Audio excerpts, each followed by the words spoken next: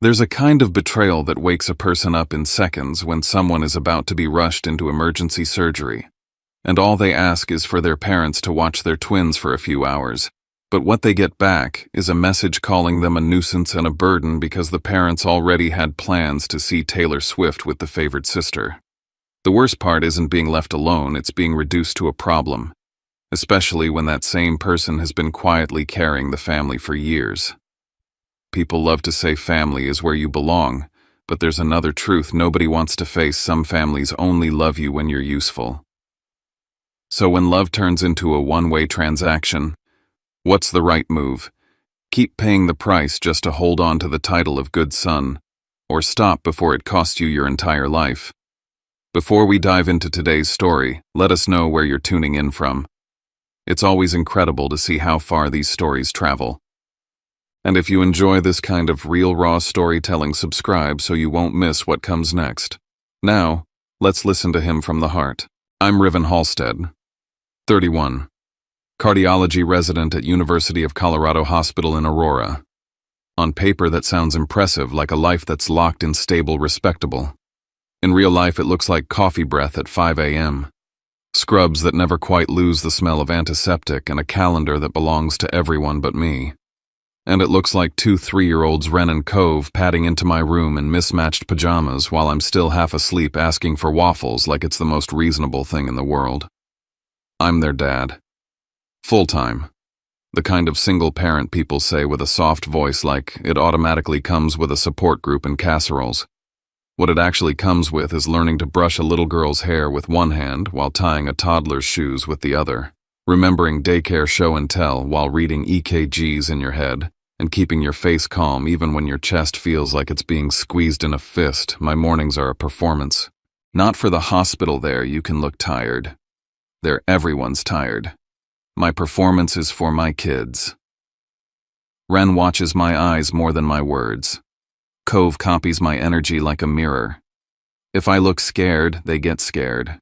If I look steady, the world stays steady. That's the thing about being the reliable one. You don't just carry your own life, you carry everyone else's comfort too. I'd been that person for as long as I can remember. The one who didn't make things hard. The one who figured it out. The one who didn't ask for much. Even with my parents. Even with my sister. Even after everything, there was still a part of me that clung to this naive, stubborn thought. They're still my parents. When it matters, when it really matters, they'll show up. I learned how wrong I was on a Tuesday night. It had been one of those shifts that stretches time until it doesn't feel real anymore. 16 hours on the floor, consults stacked on consults, alarms and pages, and the steady hum of people trying not to die. By the time I left, my body felt hollowed out, but I wasn't reckless. I wasn't falling asleep at the wheel. I was alert in the way residents learn to be alert, running on adrenaline and duty. I was driving home thinking about nothing and everything. Ren's new obsession with dinosaurs. Cove insisting he could fix the toaster with a spoon. The babysitter's note about snack time. Bills. A case from earlier that wouldn't leave my mind. The light turned green. I eased into the intersection. And then there was a sound like metal tearing open the world. A truck too fast, too close, blew through the red light like it didn't exist. I didn't even have time to swear. It hit my driver's side with a force that made the air leave my lungs. Glass exploded. The steering wheel jerked. The inside of the car became a storm of noise and impact, and then... blank. When I came back, it was in fragments. Someone shouting my name. A pressure against my shoulder. The nauseating sway of movement. A siren that seemed to vibrate in my bones. Riven. Riven, can you hear me? I forced my eyes open. Everything was too bright and too close. My vision narrowed and widened like a bad camera lens. There was a face above me, familiar, focused. Idris, I rasped, though the word came out wrong. Dr. Idris Kane, ER physician. We'd worked side by side for 2 years. The kind of guy who stayed calm when everyone else spun out, the kind of colleague you were grateful for without ever saying it out loud. You were in a collision, he said, fast, but controlled. We're taking you in. I think you're bleeding internally. My stomach, no, my abdomen felt like it was on fire, a deep spreading heat.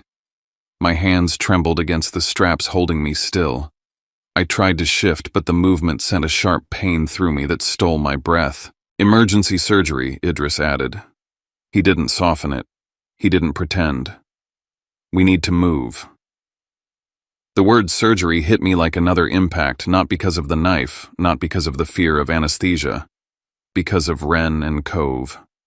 My kids, I said, grabbing at his sleeve with fingers that didn't feel like they belonged to me. Ren. Cove. They're with your sitter, Idris asked. He already knew me well enough to guess. Yes. I swallowed hard. My throat tasted like pennies. She leaves at 8. Idris glanced at his watch. It's 7:15. 45 minutes. I had 45 minutes to find someone to be in my house with my children before the babysitter walked out the door. 45 minutes to keep my kids from waking up and finding the world empty. My phone was somewhere near my hip, sticky with my own blood. I fumbled for it, smearing the screen as I unlocked it. My hands were shaking so badly I almost dropped it twice. I didn't scroll through options. I didn't weigh who was busy. I didn't think about pride. I called my parents. It rang. Once. Twice. 3 times. 4. My dad answered like I'd interrupted him. What Cal's voice was tight, impatient. I could hear something in the background music movement, the muffled energy of people getting ready to leave. Dad, I said, forcing the words past pain. I'm in an ambulance. There was an accident. They're taking me to the hospital. I need surgery. A pause.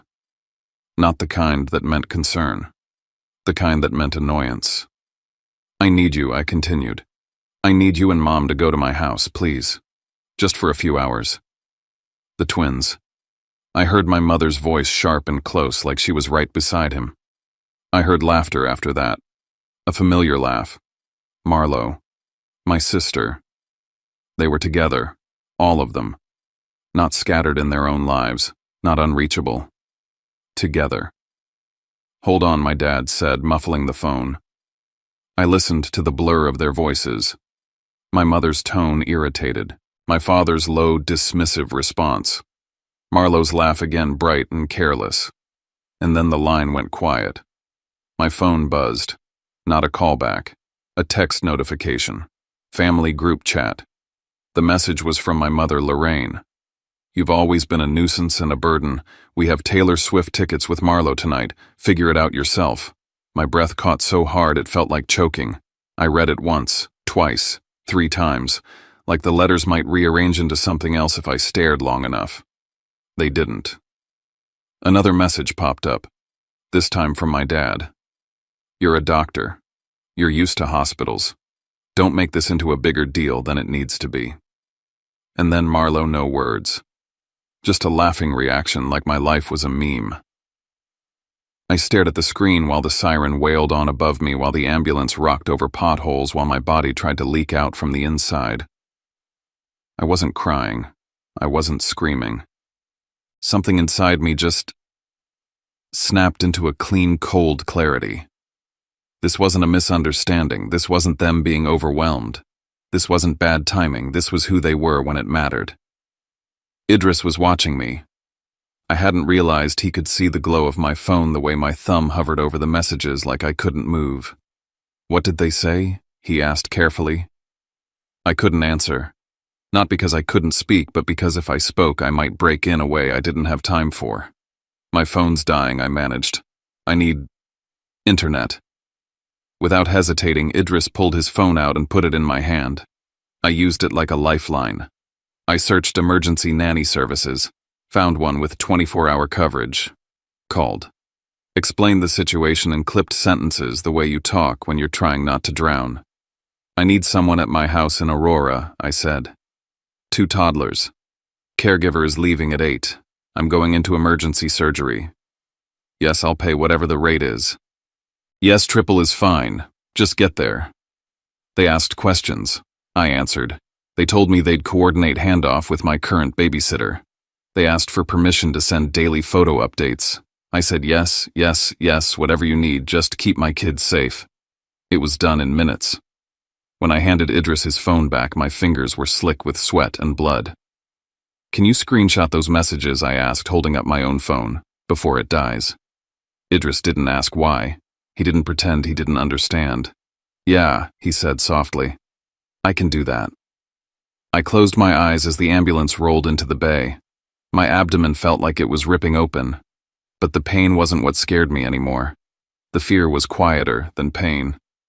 The fear was that I had just seen the truth of my family and I could never unsee it. The surgery lasted 4 hours. My spleen had ruptured. I'd been bleeding internally. Idris told me later that if the timing had been a little worse, if I'd waited, if the ambulance had hit heavier traffic, there was a good chance I wouldn't be here. I woke up in a haze of morphine and fluorescent lights, tubes, beeping monitors, nurses checking vitals. A thick ache in my abdomen that made every movement feel like punishment. 5 days in the hospital. Not one call from my parents. Not one text. Not one visit. The nanny service was expensive in a way that made me wince even through medication, but every day I got photos Ren eating strawberries at the kitchen table. Cove wearing his pajamas backward and grinning like he'd invented it. Both of them curled up on the couch with a blanket safe. Fed. Loved in the way kids understand love through presence. Strangers had stepped in where my family had stepped out. Idris stopped by too. Not dramatically. Just a quiet appearance in my doorway with coffee and that steady look like he wasn't going anywhere. How are you feeling? He asked. I stared at the ceiling for a second, then told the truth. Better, I said. My voice sounded like gravel. For the first time in years, I actually feel better. He didn't pry. He just nodded like he knew exactly what I meant. On day 3, I asked the nurse for my laptop. You should be resting, she warned, skeptical. I need to handle something, I said, and there was a flatness to my voice that made her stop arguing. My hands didn't shake when I logged into my bank account. The transfers were there like clockwork. The same amounts, the same dates, the same quiet bleeding I'd normalized. I canceled every automatic payment to my parents. Every recurring transfer. Every just this month arrangement that had become a life sentence. Then I opened my phone settings and blocked my dad's number, my mom's, Marlowe's. There wasn't a dramatic moment. No tears, no final message, no speech. It felt like setting down a weight I'd carried so long I'd forgotten it was there until the moment I didn't have it in my hands anymore.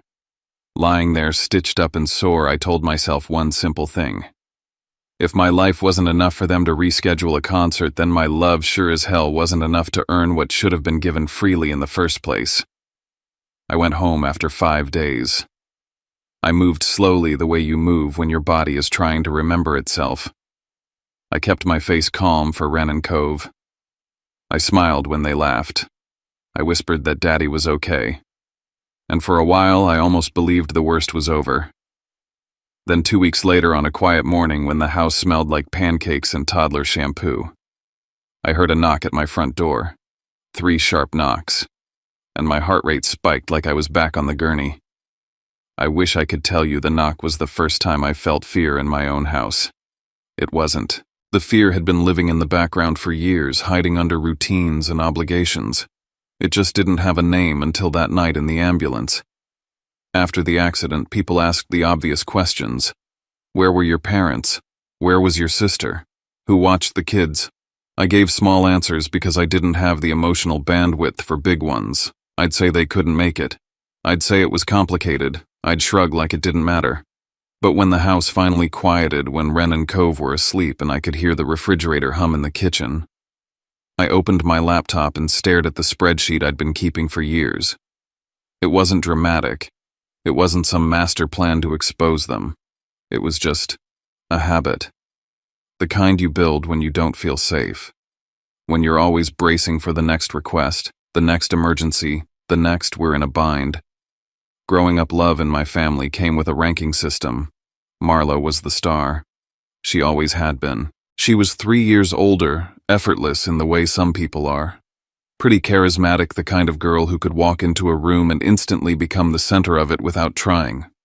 My parents lit up around her like she was a battery they needed to function. When she decided she wanted to work in fashion and branding, my mother cried happy tears. My dad called her gifted, visionary, a dreamer who would do big things. When I said I wanted to become a doctor, my dad nodded once. That's practical. That was it. Practical. I told myself it didn't matter. I buried myself in school because school was the one place the rules felt fair. Study hard, work hard, get results. I aced exams, got into a top program, dragged my way through undergrad and med school and residency with my head down. The day I graduated from medical school should have been a turning point. Instead, it was a familiar lesson. My parents showed up late. Not 5 minutes late, 2 hours. My mom hugged me, but she didn't quite look at me. My dad said he was proud, but his eyes kept flicking toward his phone. "Sorry, sweetheart," my mom murmured. Marlo had something important. Something important always meant Marlo. They took one photo with me in the parking lot. No flowers, no dinner, no celebration. They rushed off because Marlo needed emotional support after a meeting, and I stood there in my cap and gown with the sun baking the asphalt and that feeling I'd known my whole life settling in my chest. I was not the moment. I was the obligation. I tried to rationalize it like I always did. Fashion is competitive. Marlo needs more support. Medicine is stable. I can handle it. That last line, "he can handle it," became my identity. 8 years ago, right after I finished med school and started earning real money for the first time, my dad called me one evening. His voice had that strained embarrassment I used to mistake for humility. "Riven," he said, "we're in a bit of a bind. Mortgage is due and things are tight this month. Could you help us out? Just this once. Just this once." I transferred the money that night, no questions, no hesitation. They were my parents. I assumed this was what grown kids did. You help. You don't keep score. But just this once didn't stay once. It became the first of every month. Then it became the 15th.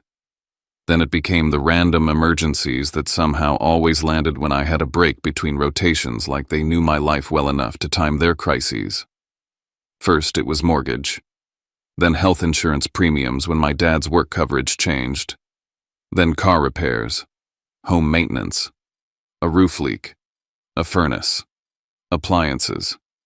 A string of problems that always sounded urgent and always ended with me opening my banking app and making the numbers move. I never said no. Not once. I didn't brag about it. I didn't mention it to coworkers. I didn't want praise. Honestly, I didn't even want thanks. I wanted a family that felt normal, one where helping didn't turn into a trap.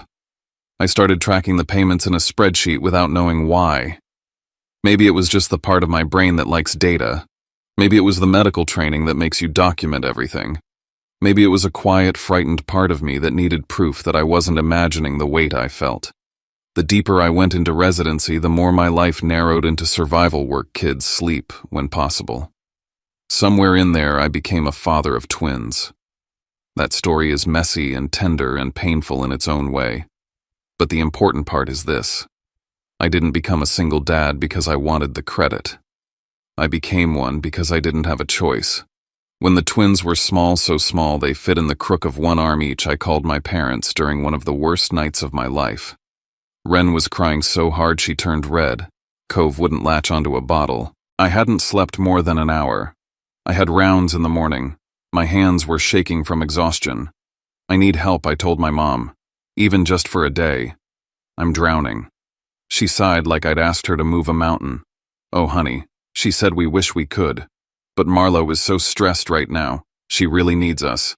And that was that. They didn't come. Not for a weekend. Not for the first month. Not when I sat on the kitchen floor at 3 a.m. with 2 babies screaming and tears sliding down my own face because I couldn't remember the last time I'd felt like a person. But the transfers still went out. Mortgage. Insurance. Emergency.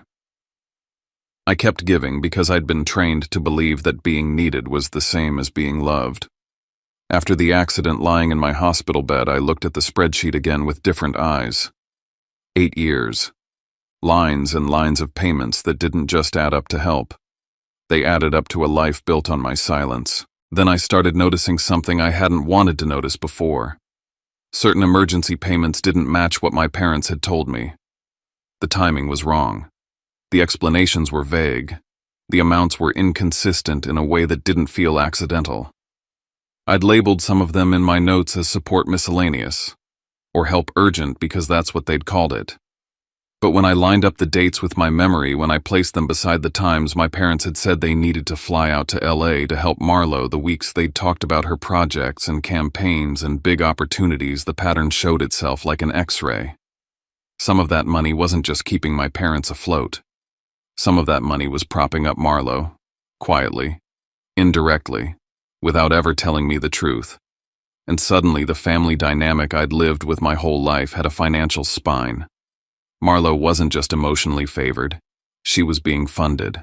By me. I sat there in the dark, the laptop glow reflecting off the kitchen window, and it felt like my stomach dropped, not from surprise but from recognition, like my body had known before my mind allowed it to. Then came the second shift in the ground. After I canceled the transfers and blocked their numbers, I thought the fallout would be obvious. My parents would call, they'd panic, they'd demand answers. But what happened first was quieter and more calculated. A cousin I barely talked to texted me out of the blue. "Hey man, heard you've been off since the accident. Just checking in." Off. That single word told me everything. They weren't approaching this as a family crisis. They were approaching it as a narrative problem. If I stopped paying, I had to be unstable. If I called out what they'd done, I had to be confused. Because if I was sane, if I was clear, if I had reasons, then they were exactly what they were afraid the family might finally see. I read the message, then stared at the kitchen table where Ren's crayons were scattered and Cove's toy trucks were lined up like a little convoy. My kids had no idea what kind of war had just begun around them. They just knew I was home. They just knew I was theirs. And in that moment, I understood why I'd asked Idris to screenshot the group chat without even thinking. My parents were already building the story they planned to tell. And if I didn't have proof, numbers, dates, screenshots, they would bury me under their version of events before I ever opened my mouth. That's why the knock at my door 2 weeks later didn't just scare me. It felt like the story catching up. Like someone was finally stepping into the space my parents had controlled for years. I stood in my hallway, heart pounding, my palm pressed flat against the door. Who was out there? And how much did they know? The knock wasn't polite. It wasn't the tentative tap of a neighbor asking to borrow sugar or the delivery driver trying not to wake sleeping kids. It was firm, 3 clean raps, like whoever stood on the other side already knew I'd answer, even if I didn't want to.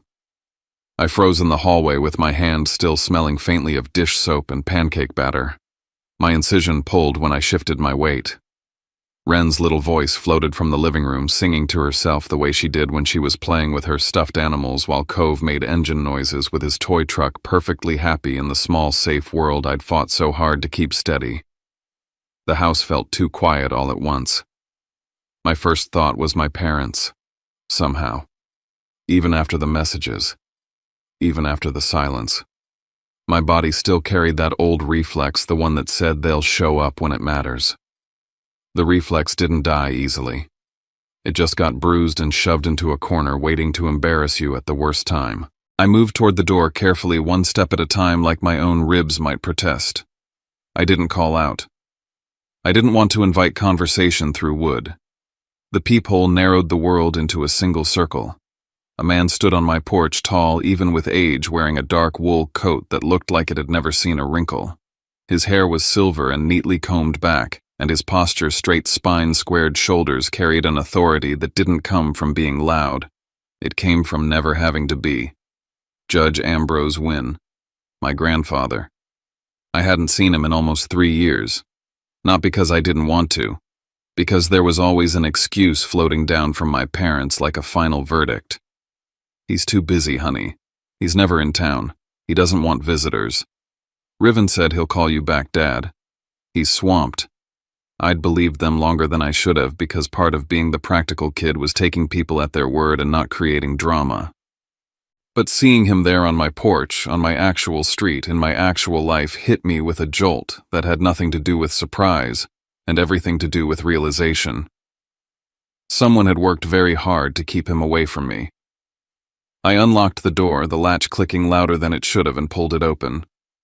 For a second, we just looked at each other. He wasn't smiling. His eyes were sharp, familiar, and suddenly I was 8 again, sitting too straight at his dining table, trying to impress him with my best manners. Then he stepped forward and wrapped me in a hug so tight it made my incision flare with pain. I didn't tell him to let go.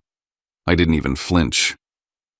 I just stood there and let it happen because the truth was I couldn't remember the last time someone in my family held me like I was something worth keeping. "Riven," he said, voice rougher than I remembered. "Let me look at you." He pulled back hands on my shoulders like he needed to confirm I was real. His gaze dropped immediately to the way I stood slower, careful, and to the protective way my hand hovered near my abdomen as if my body still didn't trust itself. "You're healing," he said, not as a question. "I'm getting there." His mouth tightened in a line that looked like restraint, like he was containing something heavier than anger. Behind me, Cove's truck noises stopped. Ren patted closer, curiosity tugging her forward. "Daddy," Ren asked. I turned, forcing my face calm because I'd promised myself my kids would never feel the tension I grew up in. "Hey, bud." "Hey, Ren. This is your great-grandpa." Cove blinked up at him like he was assessing a new character in a story. Ren tilted her head, studying his face. My grandfather's expression softened in a way that surprised me, like a door opening quietly. He crouched carefully, despite his age bringing himself down to their level. "Well," he said, and there was warmth tucked under the gravel in his voice. "I've been waiting a long time to meet you two properly." Ren glanced at me for permission.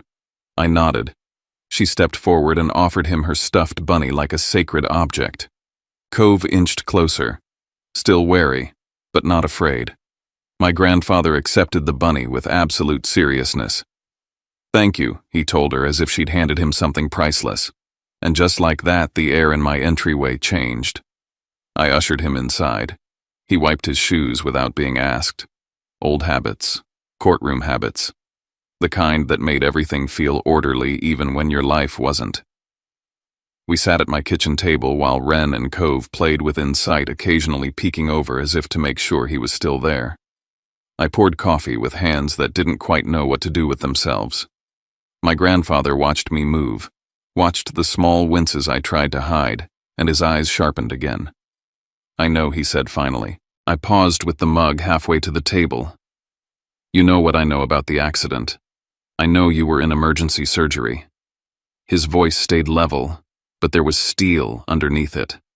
"And I know what your parents did." My throat tightened. He lifted a hand. "Don't.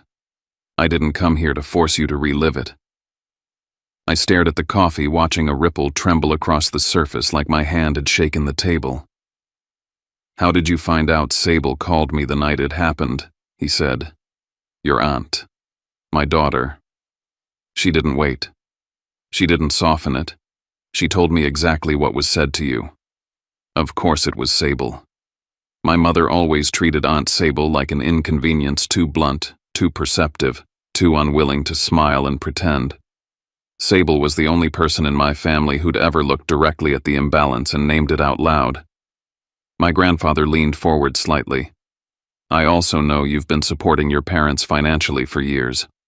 My chest went tight, not with guilt, but with the strange sensation of being seen.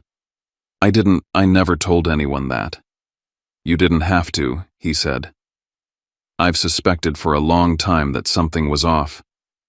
The way Helen and Cal spoke about you, the way they spoke about Marlo, the way you were always fine, always busy, always handling it."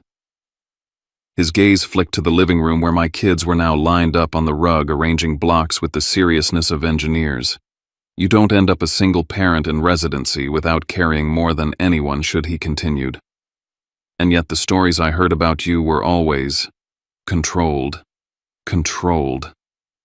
That word landed hard. He set his hands flat on the table, palms down like he was anchoring himself. Riven. I've been told for years you don't want visitors, that you don't have time, that you don't want to be bothered. My stomach dropped slow and sick. I never said that. I know he said. Because I know how you are. And because your Aunt Sable confirmed what I already suspected.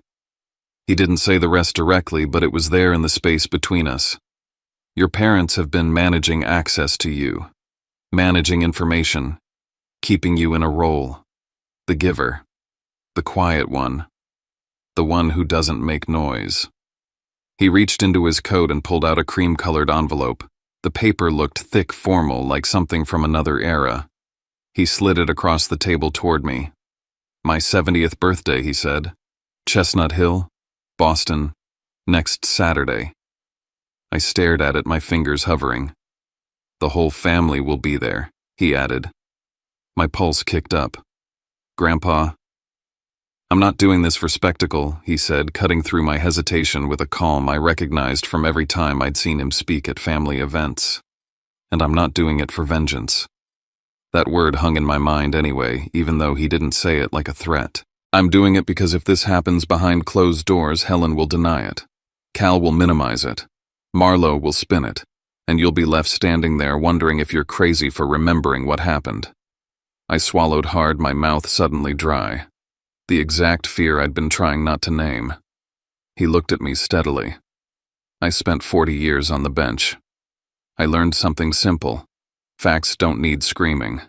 They just need daylight. My fingers finally touched the envelope. Then he asked very gently, "Do you have records?" I let out a breath that felt like confession. I have a spreadsheet, bank statements, the transfer history, and the message he asked. I asked Idris to screenshot it, I said. The group chat, timestamps, everything. My grandfather nodded, once satisfied, like a piece had clicked into place. Good. He leaned back slightly. I want you to prepare a summary, by date, by amount, mortgage, insurance, repairs, anything else. And I want you to note what they told you each payment was for when you can. My stomach turned. Why? Because I intend to speak next Saturday, he said. And I intend to ask questions your parents can't answer without lying. The words were quiet, but the promise in them was loud. I looked toward the living room again. Wren was stacking blocks, carefully, tongue poking out in concentration. Cove knocked one over and giggled like he'd invented comedy. My life was right there, small and bright and fragile. What if they hate me? I heard myself ask. It sounded younger than 31. My grandfather's expression softened, but his voice stayed firm. The ones who matter won't. He reached across the table and covered my hand with his. His palm was warm and steady. And the ones who do, he said, never deserved you. I wanted to believe that. I wanted to let it be simple. But my body still carried a lifetime of conditioning. Family means endure, family means absorb, family means keep the peace. As if he could read that exact thought, my grandfather added, "You're not the one breaking anything. You're just refusing to keep holding up a lie." Before he left, he stood in the doorway and looked back at my kids one more time. Wren waved shyly. Cove waved like a politician. My grandfather smiled, a small, real thing. Next Saturday, he said. Be ready. The door closed behind him and my house felt different. Like a window had opened somewhere, letting in air I didn't realize I'd been missing. I turned back to the kitchen to clear the mugs, but my phone buzzed on the counter. A message. From a cousin I barely spoke to. Heard you and your parents had a falling out. Marlo's been saying you've been acting erratic since your accident. Just wanted to give you a heads up. My hand went still. Erratic. Acting. Since your accident. I stared at the screen, the words cold and precise, and I understood something with absolute clarity. They weren't waiting to see what I'd do. They were already moving. They weren't just denying what happened. They were preparing to make sure no one believed me when I said it out loud. I looked toward the living room again at Wren and Cove, and my fear sharpened into something else, something more focused. I wasn't afraid of being disliked. I was afraid of being erased, and I knew right then I was going to Boston. Because ever since the night I nearly died and got called a nuisance and a burden, the old life was gone. There was no gentle way back to it. There was only forward into the truth or into silence that would swallow me whole. The days leading up to Boston didn't feel like preparation for a birthday party. They felt like I was assembling a life raft while someone on shore tried to convince everyone watching that I was drowning on purpose. Recovery after surgery is supposed to be straightforward: rest, walk a little each day, don't lift anything heavy, let your body do what bodies do. But life doesn't pause because you've been stitched back together. Ren still needed baths. Cove still needed to be coaxed into brushing his teeth. Lunches still had to be made. Laundry still piled up like it took personal offense when I ignored it. I moved through my home slowly, careful with my core smiling through the dull ache that throbbed whenever I bent the wrong way. And in between all the normal things, I started doing something I'd never done before. I started checking. I checked the windows at night, making sure the locks were flipped. I checked the peephole twice before opening the door to accept groceries. I checked the camera on my doorbell like I expected to see someone I didn't want standing there watching my porch with too much patience. I checked my phone so often my thumb developed muscle memory for it. It wasn't paranoia the way people like to joke about. It was a new awareness my reputation had become something someone else could try to destroy with a few well-placed sentences. And once that happened, facts wouldn't land the way they should. If they could make me sound unstable, then everything I said could be dismissed with one shrug. He's stressed. He's confused. He's been through a lot. You know how he gets. That was the strategy. I could feel it. So when the house went quiet at night, when Ren and Cove finally collapsed into sleep and the dishwasher hummed like white noise, I sat at my laptop in the dim light of my kitchen and opened the spreadsheet. It looked the same as it always had: rows, columns, dates, notes. But it didn't feel like budgeting anymore. It felt like building a case file. I structured it the way I'd want information presented if I were sitting in a room full of people who didn't know me well enough to trust my voice. Year by year, month by month, I created clear categories: mortgage payments, insurance premiums, repairs and maintenance, emergencies, cash transfers. I added totals at the bottom of each year, then a grand total for the whole 8-year span. 96 consecutive mortgage payments. 96. That number made my stomach tighten every time I typed it, because it wasn't just proof of money, it was proof of time. Proof of routine. Proof of expectation. Proof that just this once had turned into my parents building their entire stability on the assumption that I would never stop. As I organized, the records, patterns I'd avoided seeing for years started to appear with embarrassing clarity. There were months where a so-called emergency appeared right after my mom told me casually that they had to fly out to Los Angeles because Marlo needed them. There were times a vague request hit my phone within days of Marlo posting photos about a new project, a new campaign, a new opportunity. I didn't need access to her bank statements to understand what was happening. I was paying the mortgage that kept my parents comfortable. And I was also, in ways I hadn't fully admitted to myself, helping keep Marlo's life polished, helping keep her shine intact without ever being told the truth. I sat back in my chair and stared at the totals, the cursor blinking like a slow heartbeat. All those nights I'd told myself it was normal, that families help each other, that I could handle it, that it wasn't worth a fight. And then in one single text message I'd been reduced to a nuisance, a burden. Like I was the problem in their lives, not the foundation of it. The next morning, my incision aching from sitting too long, I texted Idris. "Hey, do you still have those screenshots from the group chat?" He responded almost immediately. "Yeah, date and timestamps are visible. I saved them." Relief slid through me like a warm drink. I asked if he could send them, and within minutes my phone chimed with the images: my mother's words in black and white, my father's dismissal, my sister's reaction. I stared at them until the screen dimmed. Then Idris called. His voice was careful, the way it had been in the ambulance. "You okay?" "I'm fine." I lied automatically. He didn't let it pass. "Riven, when you called them, I heard voices in the background. More than one person. They weren't asleep. They weren't stuck somewhere.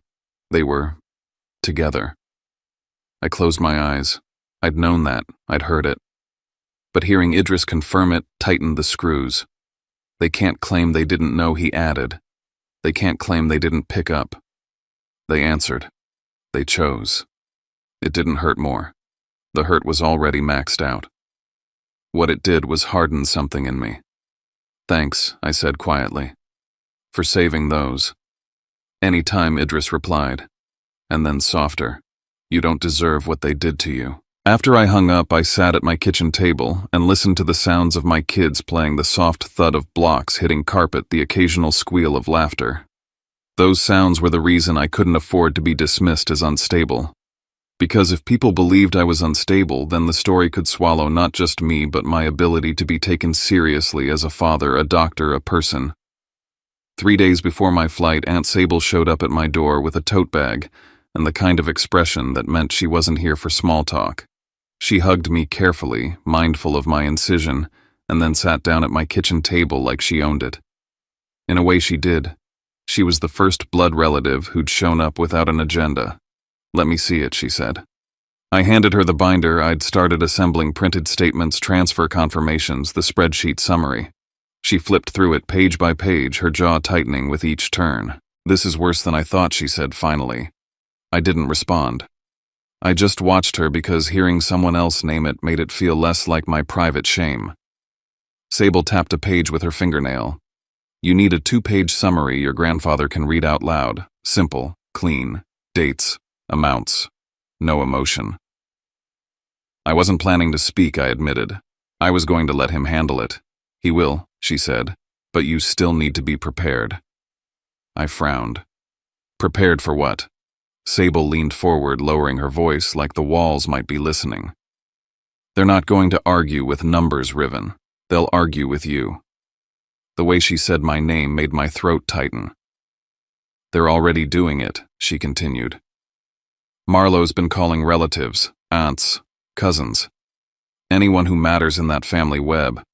She's telling them you're overwhelmed, that you're spiraling, that after the accident you've been imagining things. My stomach went cold. I got a text about me acting erratic. Sable nodded once. Your mother's playing the victim, crying, saying you cut them off for no reason, saying they're terrified for you. The word terrified almost made me laugh. Almost. Sable's eyes softened, but her voice stayed sharp. They're laying the groundwork so that when the truth comes out, everyone's already been primed to doubt you. I rubbed a hand over my face. The skin around my eyes felt tight with exhaustion. So what do I do? Just let them talk? You stay steady, she said. You stay boring. You stay factual. The second you get emotional, they'll point and say, see, he's unstable. I swallowed the bitter taste that rose in my mouth.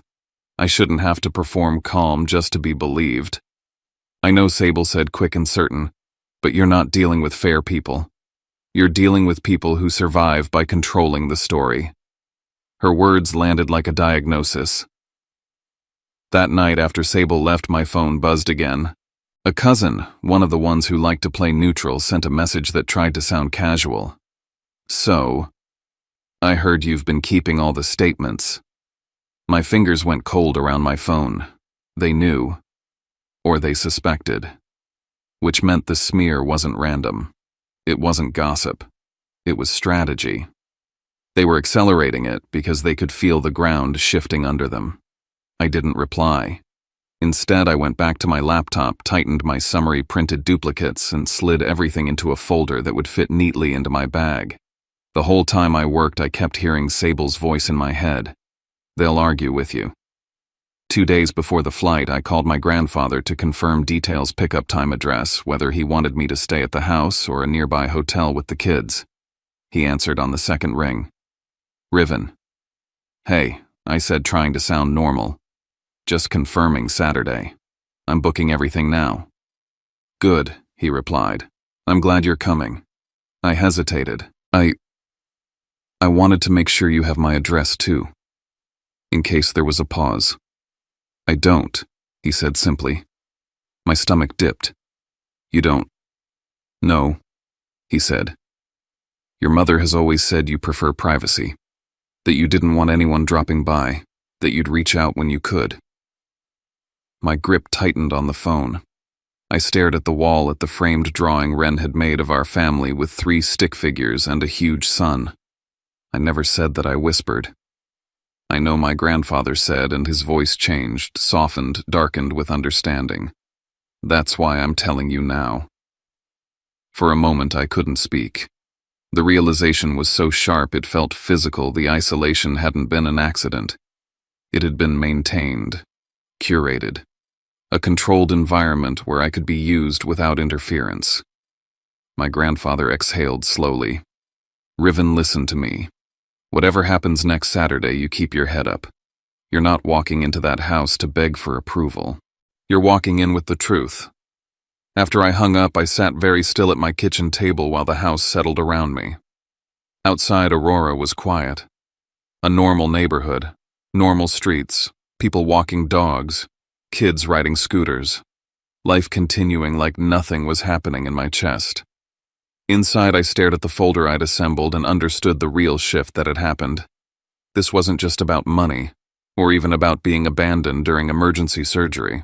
This was about control of access, control of perception, control of who I was allowed to be in the family's eyes.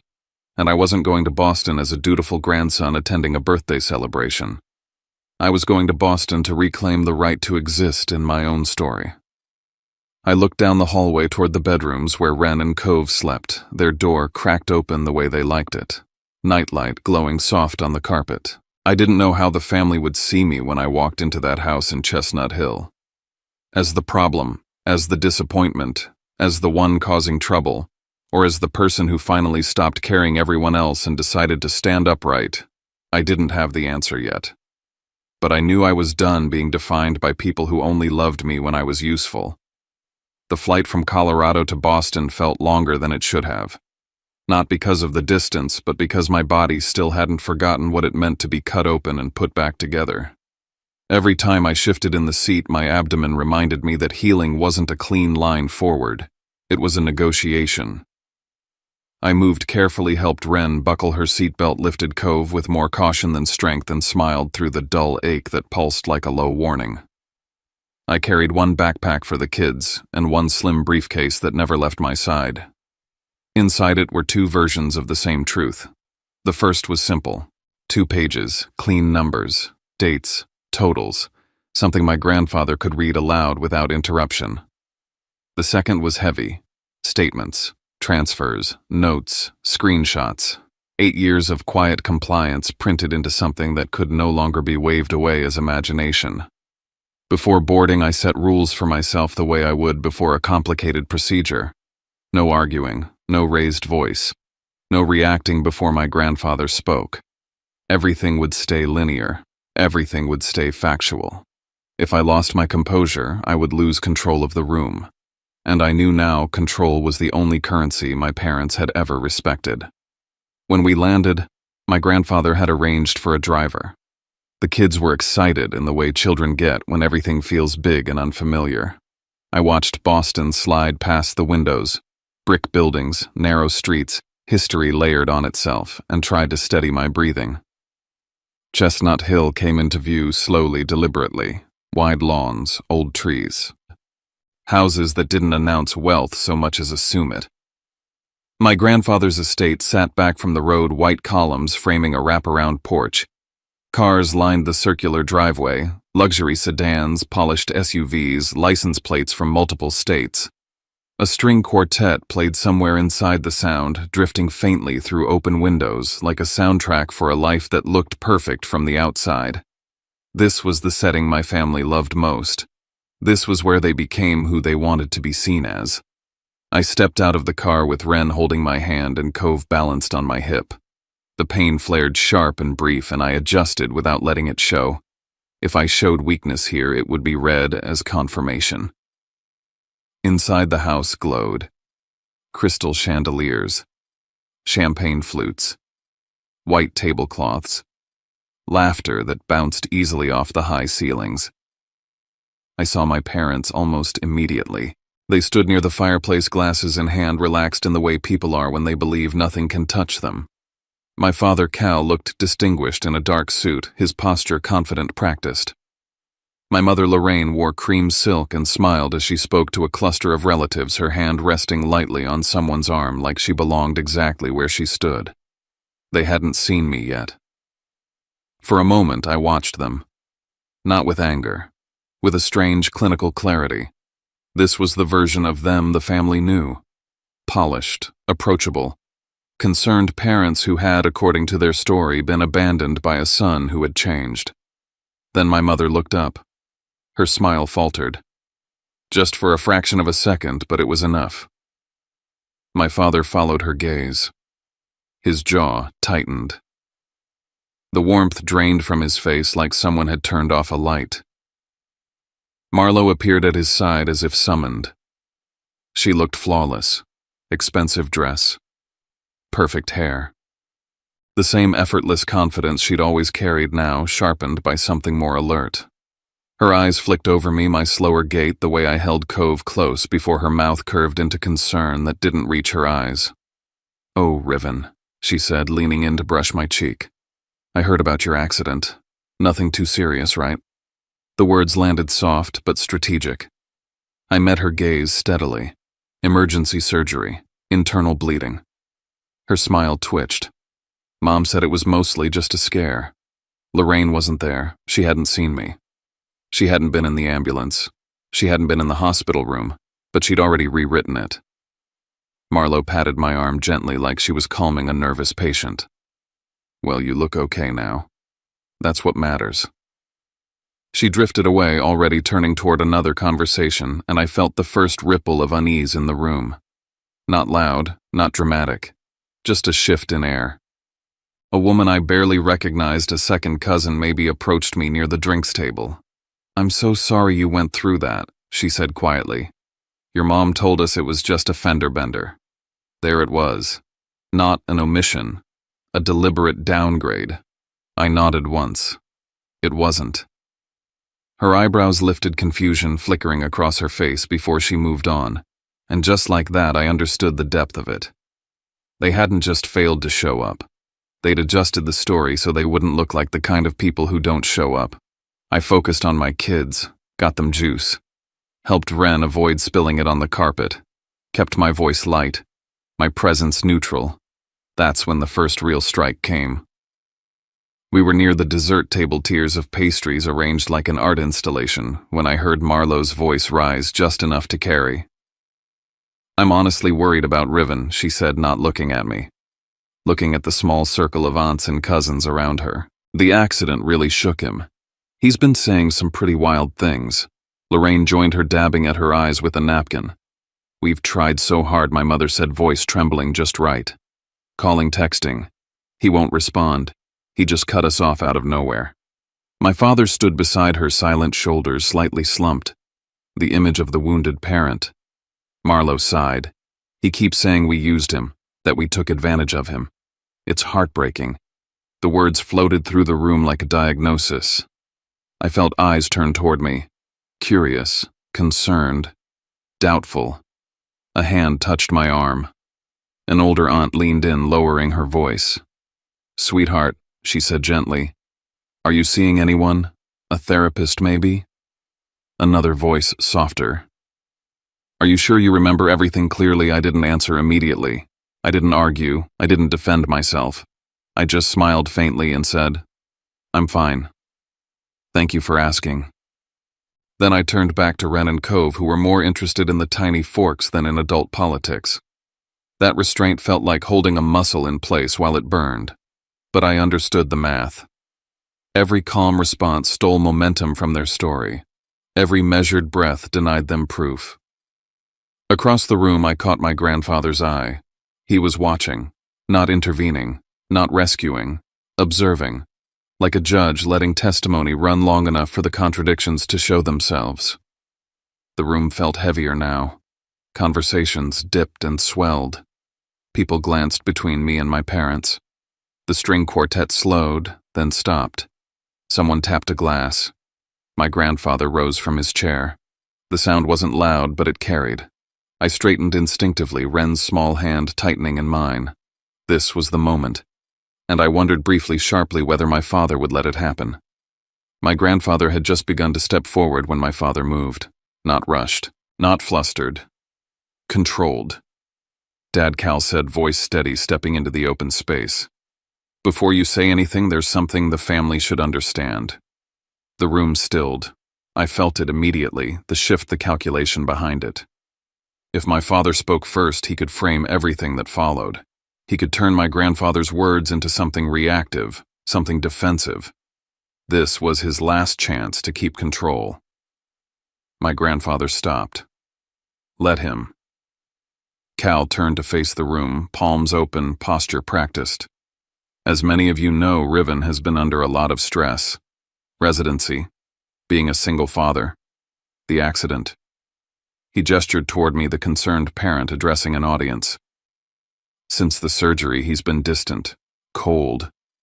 He cut off contact with us completely. No explanation. Lorraine stepped in beside him, eyes already wet. We've only ever wanted the best for him, she said softly. But he's been saying terrible things, accusing us of abandoning him, of not loving him. Marlowe's voice joined in, light but precise. He's always had a tendency to overthink, even as a kid. Lately, it's just intensified. A murmur rippled through the room. I felt the weight of it press against my chest, not anger, not panic, but the dangerous quiet of being assessed. If I reacted now, I would confirm everything they'd just said. If I stayed silent, they'd claim I couldn't respond. I did neither. I knelt slightly to Ren's level and brushed a crumb from her dress. Cove leaned into my side, his fingers clutching my shirt. I stayed still. My father continued. There may have been a misunderstanding the night of the accident, he said. We didn't realize how serious it was. We tried to call back. I felt something cold settle in my stomach. That was a lie. I had the messages, the call logs, the screenshots. Idris. But I didn't move. Not yet. Marlowe added. We were worried sick. She mentioned the wrong hospital. Just a name. Just a slip. But enough. I saw a few heads turn, a few brows furrow. People who knew Boston hospitals well enough to catch the mistake. My grandfather finally spoke. His voice wasn't loud. It didn't need to be. Richard, he said, using my father's full name, let me ask you something. The room went silent. My father hesitated. Of course. My grandfather looked at him evenly. Who has been paying your mortgage for the past 8 years? The question hung there. Heavy. My father opened his mouth, closed it. Lorraine's face drained of color. I felt Ren's hand tighten around mine.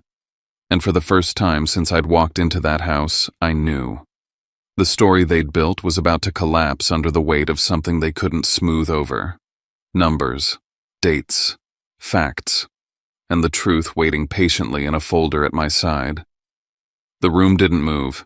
Not a chair, not a glass, not a breath loud enough to interrupt the silence that followed my grandfather's question. The chandeliers above us glowed warmly, absurdly out of sync with the cold stillness that settled over everyone standing beneath them. I stood near the dessert table with Ren pressed against my leg and Cove half hidden behind me. I could feel every set of eyes without looking up. It felt less like a party now and more like a courtroom stripped of ceremony. No benches, no oath, just people waiting to see who would break first. My grandfather didn't raise his voice when he repeated himself. Who has been paying your mortgage for the past 8 years? My father cleared his throat. Dad, that's not... It's a simple question, my grandfather said evenly. Answer it. Cal shifted his weight. We've handled our finances. Riven helped us a few times, sure, but Lorraine stepped in quickly, her hand gripping his sleeve. He offered, she said. He never struggled. We never forced him.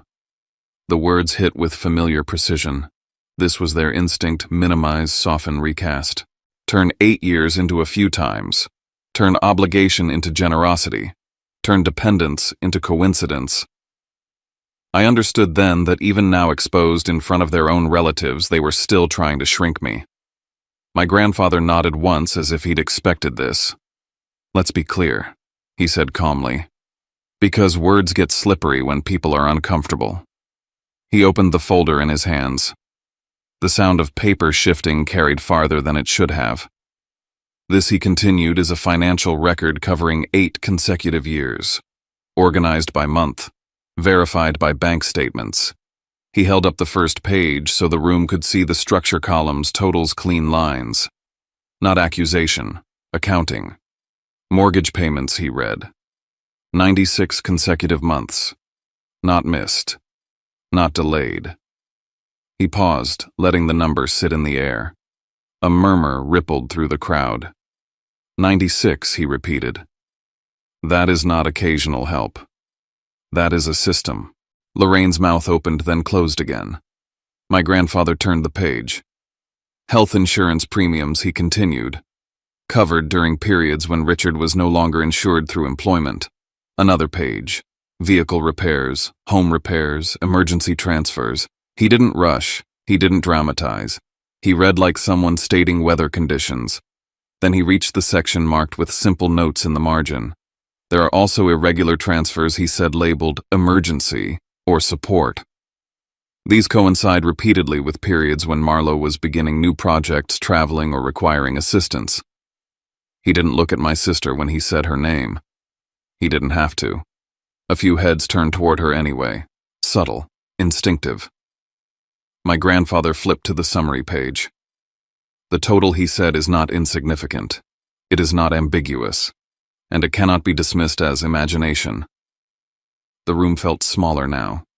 Denser. He closed the folder gently and set it on the table beside him. Then he asked questions that weren't financial. How many times did you say thank you?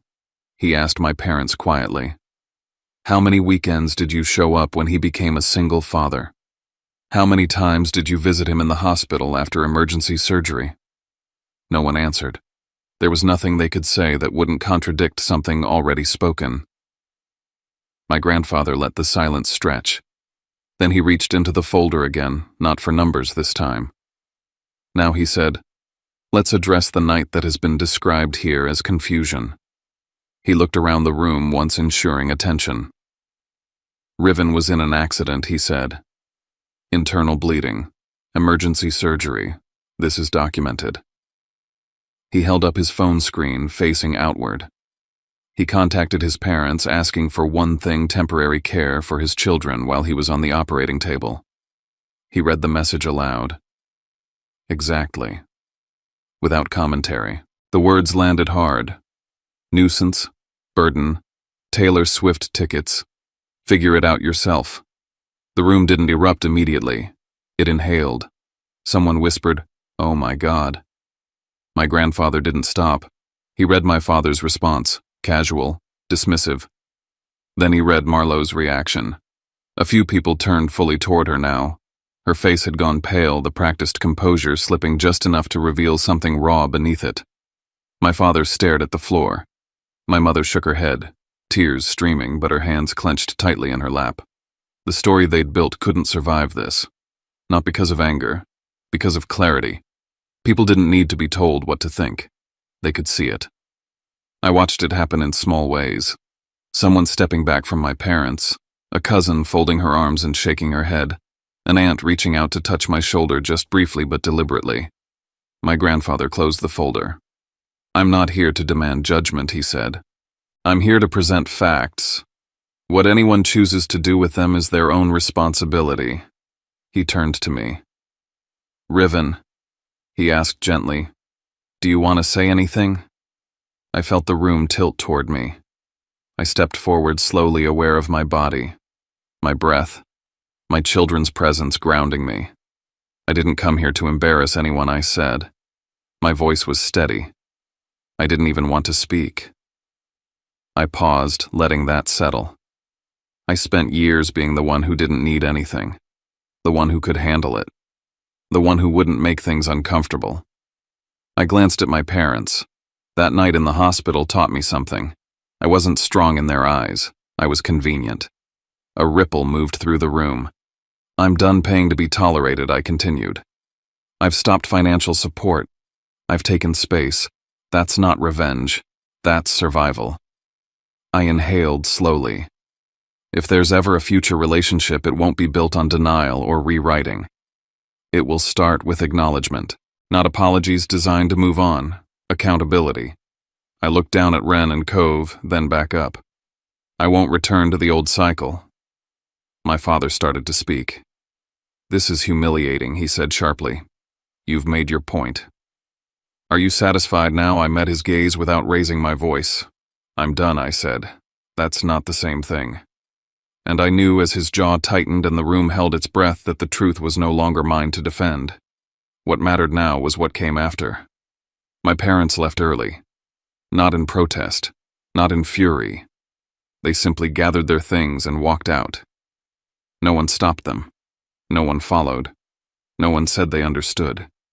In families like ours, silence is the sharpest verdict. After they were gone, messages began arriving slowly, awkwardly. Relatives I hadn't spoken to in years apologized. Some admitted they'd always found the stories about me confusing, but had never questioned them. Others said nothing at all but stayed close, offering quiet support through presence rather than words. The family group chat went still. Then it disappeared. Weeks later, my mother called from a number I didn't recognize. She left a voicemail. Everything was exaggerated. You hurt us. Why are you tearing the family apart? I listened once. Then deleted it. Not out of spite. Out of understanding. 3 months later, Aunt Sable told me my parents were selling the house. Without my transfers, they couldn't maintain it. They moved in with a relative who insisted on something new: responsibility. Marlowe lost a contract soon after. Word travels differently when truth replaces polish. As for me, I rewrote my spreadsheet. The category once labeled support parents became protect kids, college funds, emergency care, help when I needed it. A year later, my life was quieter, healthier. I no longer bought affection. I no longer earned love by disappearing. And my children would never grow up believing care was conditional. That was the inheritance I chose to give them.